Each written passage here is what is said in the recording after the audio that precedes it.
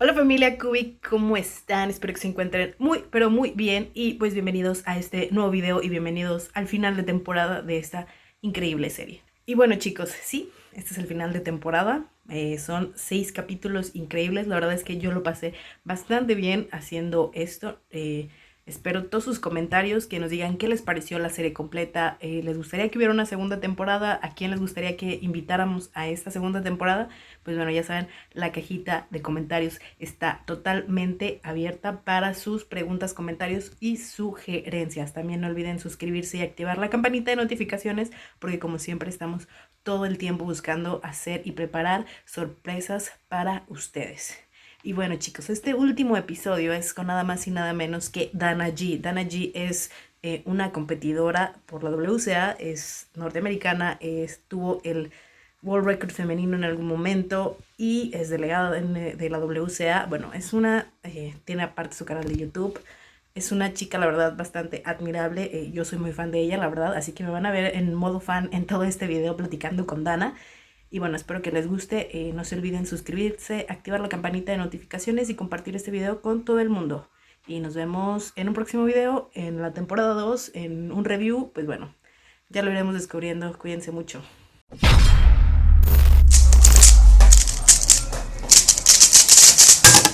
Chicos, ya estamos aquí con Dana. Vamos a hacerle unas preguntas, las preguntas del tag cubero. Y pues bueno, vamos a ver qué tal nos puede responder. La verdad estoy muy emocionada y espero que disfruten esta entrevista como lo voy a hacer yo. Dana, how are you? I'm good. I'm good. How are you? I'm great. Like I said before, I'm excited to have you here. Have to admit, I'm a big fan of yours. Thank Uh, you. Actually, last night I had a little marathon with your videos, so Mhm. I'm on point. Awesome. Awesome. I love to hear it. So it's gonna be pretty easy. I have Mhm. 8 questions. Mhm. I've been doing this same 8 questions to different cubers to see the difference of answers. Mhm. And you have a free pass for a question. So in Mm. case you feel like you can answer or you don't feel comfortable or anything, you can say, okay, I'm gonna answer this and I'm not Mhm. gonna ask why or anything, right? Okay. Sounds good. And also at the end, if you wanna ask me anything, you have one question for Mhm. me. Okay, if you want to, you're free to ask me anything, and I'll be Okay. completely honest. Okay. Okay. Uh, First question, it's a little get to know you, and Mhm. it's pretty easy. And the question is, how and when did you start queuing? Mhm. Yeah. So I think I've been cubing for around 10 years now. So I started cubing when I was 10 or 11 years old, and I went to my first competition when I was 11, I think. So that was in 2010 at Princeton. So yeah, now I'm 21 years old, still competing, still love it.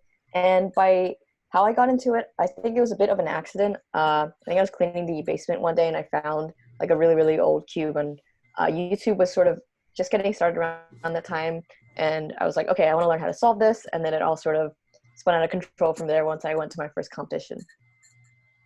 And you've been competing for 10 years, or you start competing a couple of years after that? Yeah, so I probably started cubing in 2008 or 2009, and I went to my first competition in 2010. So at the end of this year, it'll be 10 years. Wow, Yeah. it's been a long journey since this Yeah, new definitely.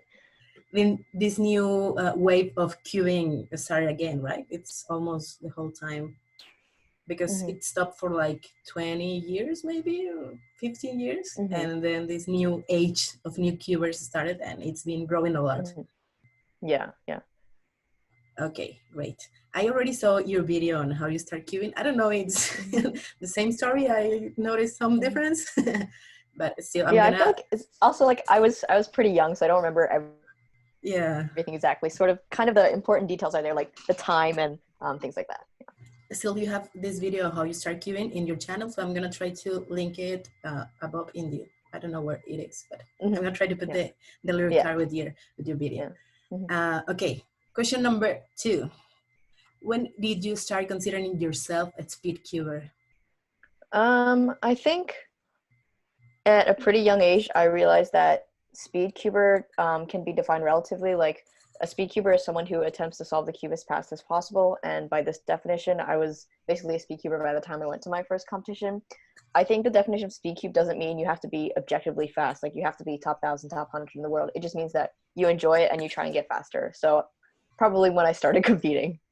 Yeah, that's important because I think a lot of young kids don't there's themselves to go to competition because of that. Like I'm doing a 1 minute solve. I'm not gonna go to a competition because I'm not a speedcuber. But you are. If you're trying to improve, if you're trying to compete and to be better, you already are a speedcuber. So 100%. Yeah, I get a lot of emails that are like either the person's emailing or like the parents emailing on their behalf, and they're like, my child averages 30 seconds. Is this fast enough to go to competition? And I always say, like, absolutely. Like, you'll get more out of a competition by meeting people, talking to people than like your actual solve times. I think at my first competition I averaged something like 36 seconds, but I still had a blast. I met a ton of people. It was a super great time. Yeah, I actually some of the parents I talked to, because we organize some small competition, non-official, and some parents ask us to separate the young kids from the advanced speedcubers, and that thing, I think it's a good idea. It's harder for the whole organization of the event, but it's a good idea because you can keep motivated the young kids. But yeah, still a little hard to organize and separating everyone. Yeah, definitely. Well, you know that more than I do. You are a delegate, actually, yes. right? Yeah. Hard job. Okay, good. Question number 3. What do you consider being the hardest moment in your speedcubing career? It has ever been a hard moment, like a quitting point or something? How did you came out of that? I think I wouldn't be able to narrow it down to like a specific moment in time, but a large barrier I was trying to get over for a while in around 2016-ish was getting sub 10. So I had taken a break from cubing from, I don't remember the years, but like sometime in 2013, around 2016, I sort of wasn't really cubing actively. And then when I came back, I really wanted to get a sub 10 single and then a sub 10 average. And I was able to get the sub 10 single pretty easily, but I think it took me a while to get that average. And I think getting through it was a lot of mental sort of reminding myself that you can do this. There's no need to be nervous at competitions, because I'm definitely better with nerves now than I used to be. But at the beginning, I would always shake sort of uncontrollably, like, oh my God, I have to get sub 10. I have to get sub 10. So yeah, probably that was a big goal I had to get over. And were you shaking in that female world record we know you for? I think for that one, I was a little bit, obviously I still get a little bit of nerves from competitions just because the setting, the noise, the people, like the fact that it is official competition, but I don't think I was particularly nervous. Still just a little bit nervous, as I am at all competitions. But yeah, that's all. It was super, the scramble was nice, I executed pretty well, and everything just sort of played in my favor. Yeah, there's nothing bad with some luck, right? Yeah. Absolutely. Great. Number 4, we are going pretty fast.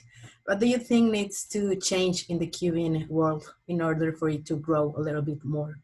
What would it change? That's an interesting question, because the cubing community in the past couple of years has been growing relatively quickly. So even just in terms of like keeping up the rate of growth will be difficult. And of course, right, the cubing community is halted because we can't do competitions and things like that.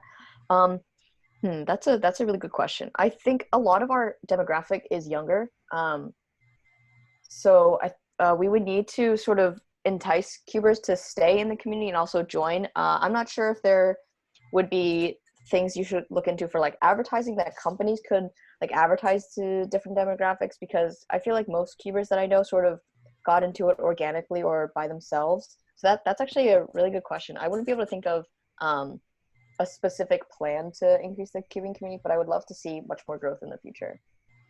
Yeah, like you said, the community, it's like, for me, I'm 27, so I'm kind of old in the community, right?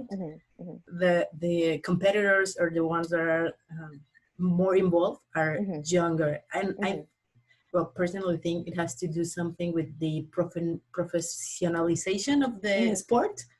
Like, if we had a little more like a league or I don't know, something bigger, it would mean a lot of more cubers and staying longer.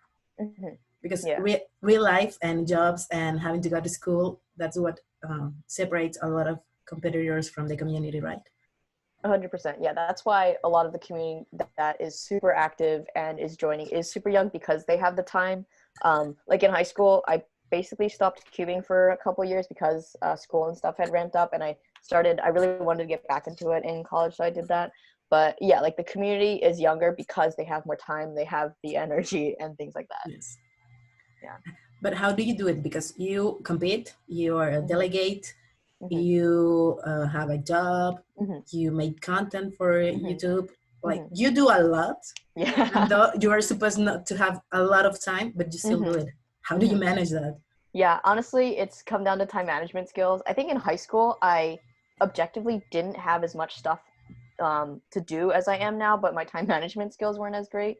But now I have, well, obviously I'm not in school right now, but during the school year, I'll make sure to balance school and work in cubing. So I'll still sign up for a lot of competitions, but sometimes during the school year, I won't go to competitions if I have like a bunch of exams or something. So it's just putting school first and then allocating time towards things that I want to put my time in. And then it's pretty much the same during the summer as well. Right now I'm focusing on work, but I also make sure to work on videos like a little bit every day and like practice cubing. So basically balancing work, cubing, and things I like doing is just, I think, a result of time management skills that have evolved over the years. Yeah, that's important. So 100%. try to improve in that. Okay. Yeah, we're going great. We are half the questions down. If you could add or remove an official event, which one would you add and which one would you take off? Definitely.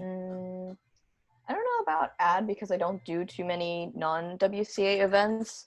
I think remove, just personally, and I always say this because each person has their own preferences for what events they like, what events they don't like. I just personally don't like clock. I've tried to solve it once and that just went terribly. I know people who love it and I completely like respect that. I just personally don't like clock. So I guess I would say I remove clock. I don't know, but everyone has set clock. Yeah. It is a target. And I think also the hardware just isn't great. So that's another frustration that people have with the event, even like people who do like it. Well, maybe now that there are some new brands trying to release, maybe it's gonna improve the clock community also, but we don't know. We have to wait a little. Yeah. Okay, great. If you could change your mind with another Speedcuber for 24 hours, who would you pick and why? Okay, what does mind encompass? You would have their skills. I don't know, maybe their collection if you want to. I don't know, like Cuban skills related, of course. You would know what they know. You would see what they see for 24 hours. I think I'm going to pass on this question, but I do want to give a small explanation as to why. Well, firstly, there's so many like amazing cubers. I don't think I could be able to choose one. And then in terms of like cubing knowledge, I wouldn't want it for 24 hours. If I wanted to do something like another cuber, I would want to learn it and just be able to do it myself. And then also like thoughts and opinions. I don't think so. That's kind of a way to get out of that question. But yeah, I don't think I could pick. Too many friends to pick from. Yeah. Okay, it's okay. I like use your question. I can ask you anything more about that. Okay, number 7. What would you like your legacy in the Speedcubing community to be, or what do you think your legacy is going to be in 10 years maybe? Ooh, that's crazy to think about. I hope people will remember me for getting some of the older like female world record singles and averages. I like to think that that helped inspire maybe other females in the community.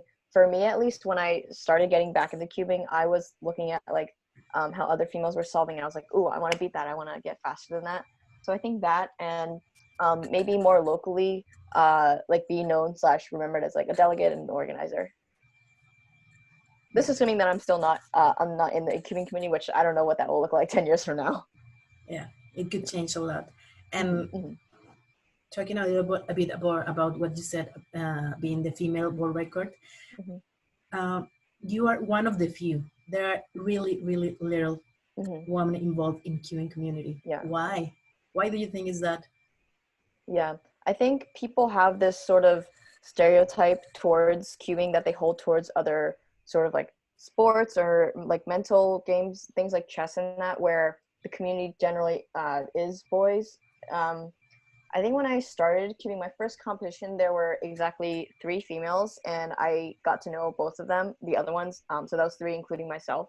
Nowadays, I do see more where the ratio is probably more like 10-15%, depending on the competition, which still isn't great, but it's definitely good to see an improvement.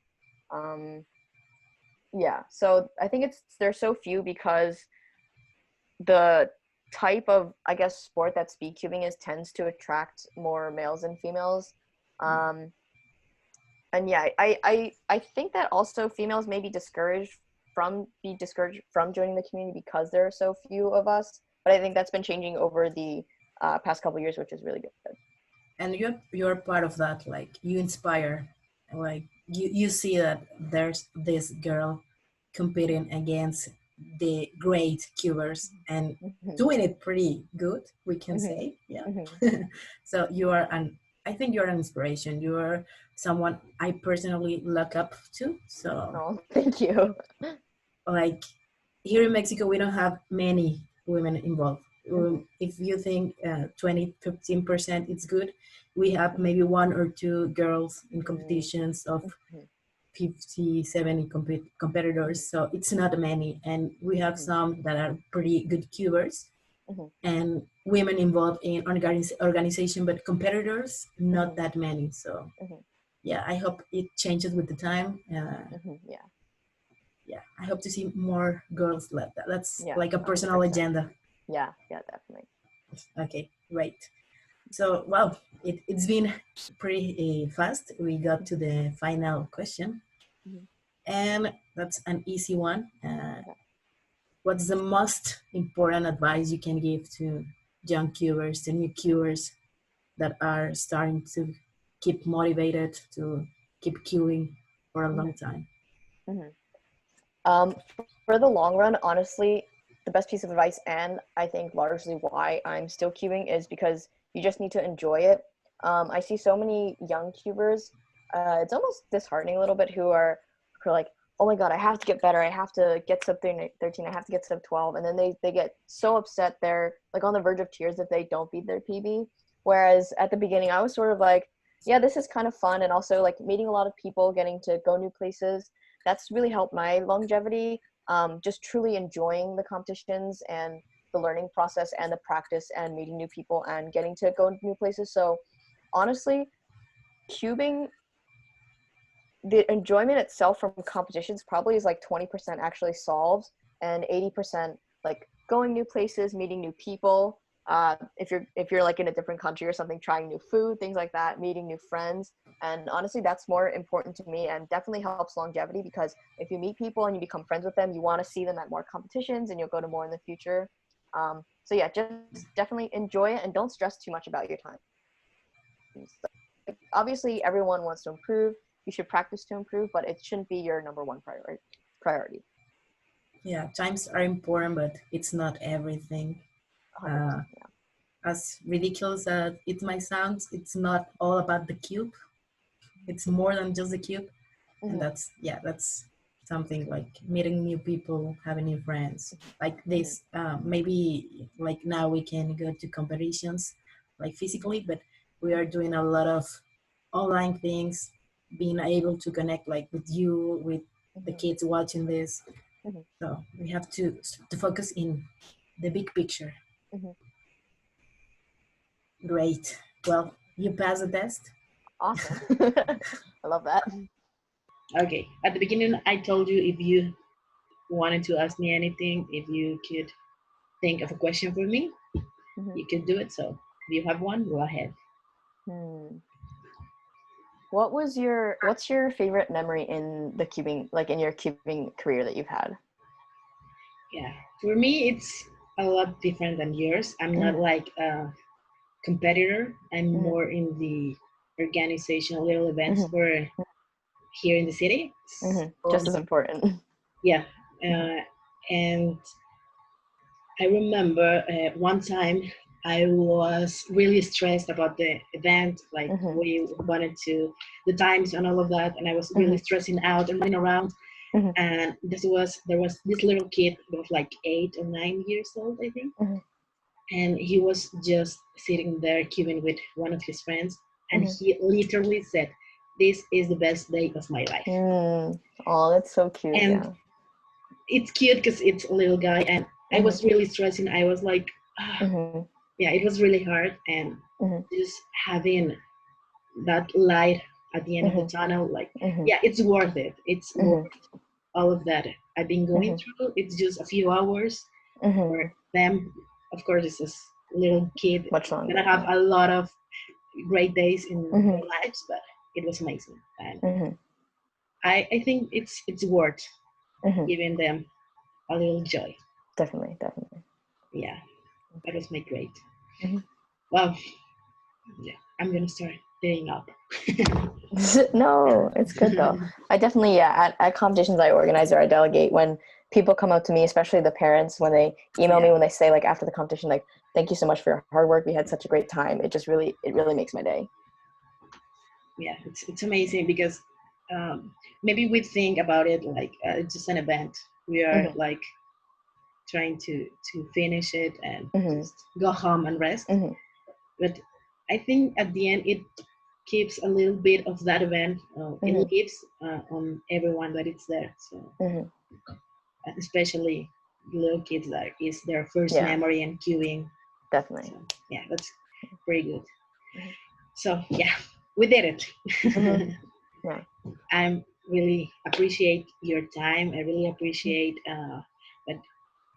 Like I said, I'm pretty excited today. It's gonna be one of my best days because I got to know you and talk to you for a little bit. And well, hope you enjoy it as well. Yes. Yeah, it was great talking to you. Yeah. Well, maybe we can keep talking. Maybe someday you will come to a competition in Mexico. Yeah, I would love that. That would be so fun, actually. Yeah, so we should think about that. Yeah, once competitions are back, of course. once we are out of all of this. So hope you are great. Hope you keep healthy. I hope to see more female or world records without having to separate the female thing from it, and see a lot of more of you